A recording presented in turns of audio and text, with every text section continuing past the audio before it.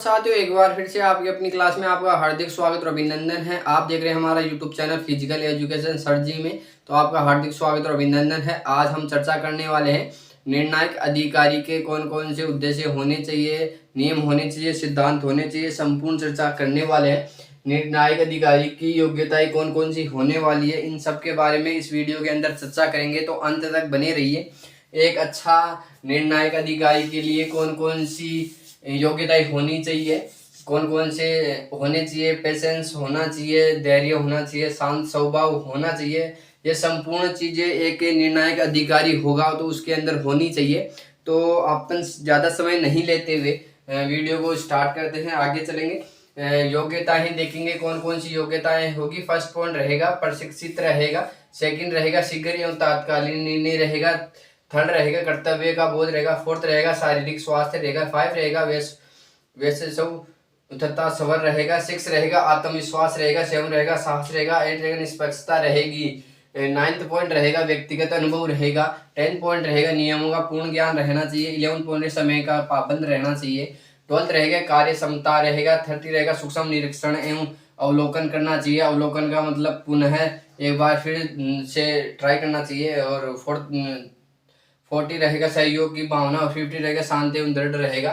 तो निर्णायक अधिकारी की योग्यता के बारे में चर्चा करेंगे अब। तो इनसे पहले एक बार इसकी थोड़ी डेफिनेट देखेंगे कि क्या होता है।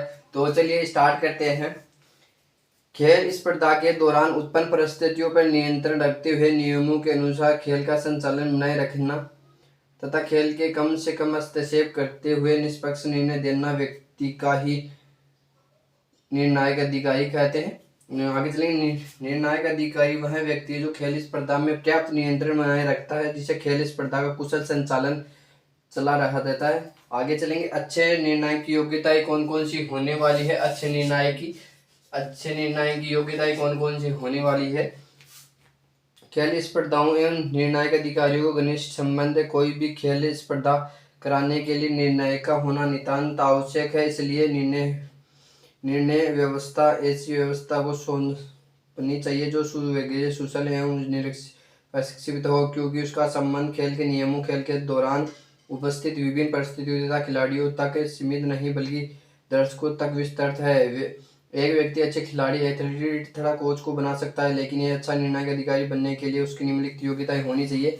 हम चर्चा करने वाले हैं कौन कौन सी योग्यताएं होनी चाहिए। जो अपने पास 15 पॉइंट रहेंगे उनकी संपूर्ण जानकारी करेंगे, चर्चा करने वाले हैं। फर्स्ट पॉइंट रहेगा प्रशिक्षित रहेगा। तो चलिए प्रशिक्षित क्या रहेगा।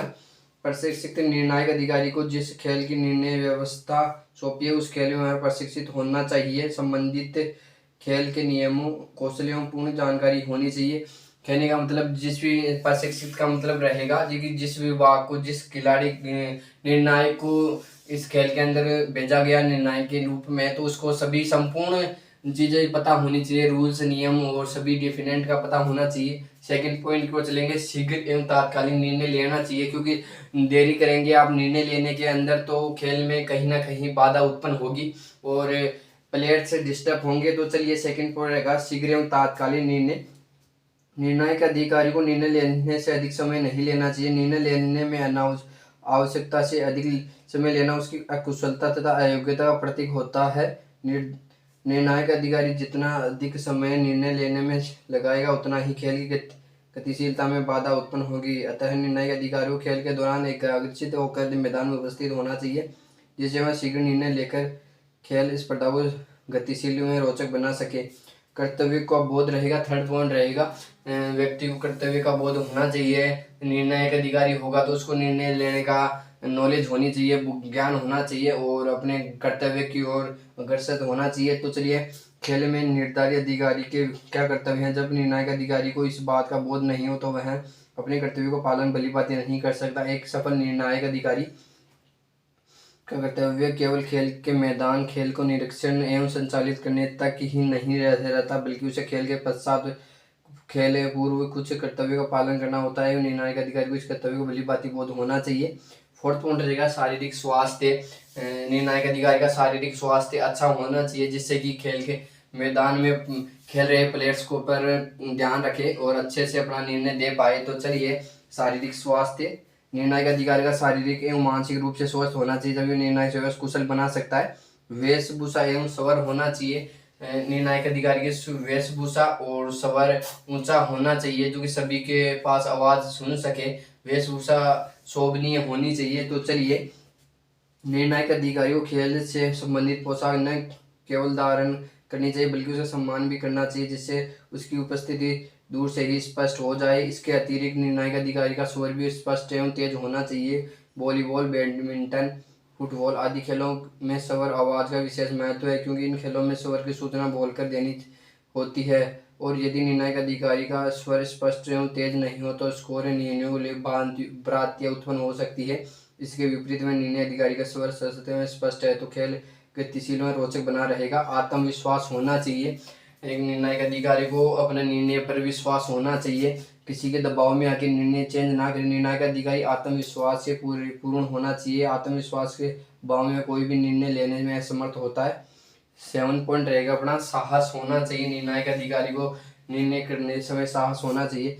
निर्णायक अधिकारी साहस तथा निर्भीक होना चाहिए, वह निष्पक्ष से निर्णय ले सके। 8 पॉइंट रहेगा, निष्पक्षता रहेगा। निष्पक्षता मतलब किसी के साथ भेदभाव नहीं करना चाहिए हमें। तो चलिए, निष्पक्षता के भाव में खेल स्पर्धा धोखा मात्र है, कोई भी कुछ भी नहीं। जिस दल का गलत ढंग से पक्षपातपूर्ण आचरण से विजयी बनाए हो, उसे दल के खिलाड़ी अपने योग्य समझने भ्रम पाल रहे। ऐसे योग्यताओं पक्षपातपूर्ण व्यवहार के कारण हार गए, उसका निर्णायक अधिकारी के ऊपर में विश्वास उठ जाता है, ऐसे खेल का स्तर गिरता है। अतः निर्णायक अधिकारी निष्पक्ष होना चाहिए। 9 पॉइंट रहेगा अपना व्यक्तिगत अनुभव। निर्णायक अधिकारी को अपना व्यक्तिगत अनुभव भी यूज में लेना चाहिए। तो चलिए, निर्णायक अधिकारी के खेल में संबंधित व्यक्तिगत अनुभव होना चाहिए, जिससे वह निर्णायक कार्य में कठिनाई को सामना न करना पड़े। और 10 पॉइंट रहेगा, नियमों का पूर्ण ज्ञान होना चाहिए। नियमों का पूर्ण ज्ञान होना चाहिए एक निर्णायक अधिकारी को। जिस भी विभाग में खिला रहे हो, जैसे वॉलीबॉल हो, कबड्डी हो, खो खो हो, अन्य फुटबॉल हो, अन्य खेलों में खिला रहे हैं, तो उसका एक्सपीरियंस व पूर्ण ज्ञान होना चाहिए। तो चलिए, निर्णायक अधिकारी को संबंधित खेल के नियमों का पूर्ण ज्ञान होना नितांत आवश्यक है, ताकि उसे खेल के दौरान निर्णय लेने में किसी अनुमान या कल्पना का सहारा ना लेना पड़े।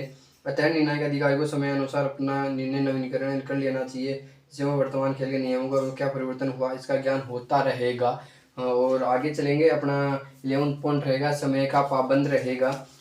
निर्णायक अधिकारी को समय का पाबंद होना चाहिए, जिसे खेल स्पर्धाओं घोषित कार्यक्रम किसी प्रकार संशोधन न करना पड़े। और 12 पॉइंट रहेगा अपना कार्य क्षमता। निर्णायक अधिकारी की कार्य क्षमता होनी चाहिए कार्य करने के लिए।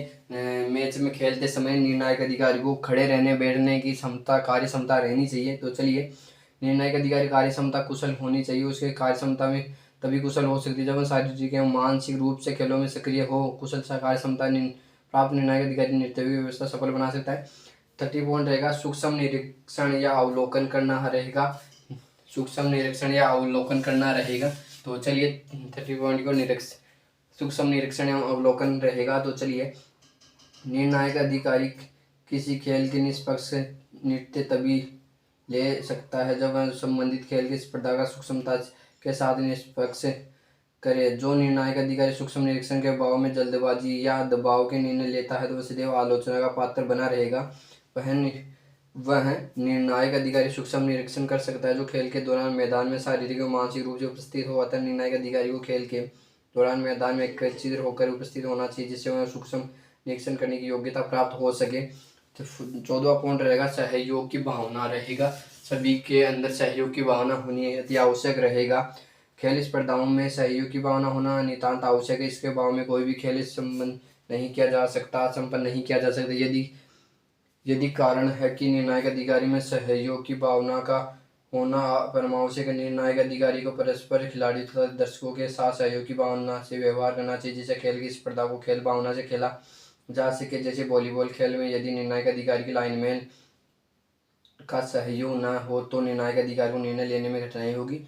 ठीक इसी प्रकार यदि निर्णायक अधिकारी स्कोर या नियम धीमी गति से बताए गए तो खिलाड़ियों को दर्शकों के खेल के प्रति रोचकता घटेगी और खेल की गतिशीलता में बाधा उत्पन्न होगी। अतः निर्णायक अधिकारी को सहयोग की भावना होनी चाहिए। और लास्ट और अंतिम पॉइंट रहेगा, शांत एवं दृढ़ रहना चाहिए। शांत रहना चाहिए और दृढ़ रहना चाहिए। किसी भी बात पे गुस्सा नहीं आना चाहिए और अपनी जगह दृढ़ होना चाहिए, खड़ा रहना चाहिए मजबूती से।